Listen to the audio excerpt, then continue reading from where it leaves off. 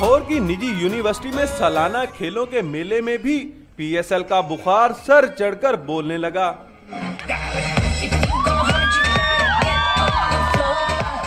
तालिबात ने लाहौर में होने वाले फाइनल को भंगड़े का तड़का लगाकर वेलकम किया और अपनी मनपसंद टीम को नेक तमन्नाएं भेजी।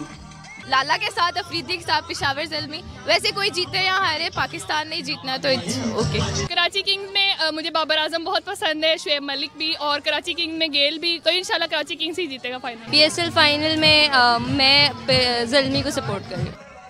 सालाना स्पोर्ट्स फेस्टिवल में सजे मेले में तालिबात ने मुख्तलिफ रूप भी धारे। पहले बनी डाकू रानियां और फिर रसा कशी में जोरे बाजू दिखाकर सबको हैरान कर दिया।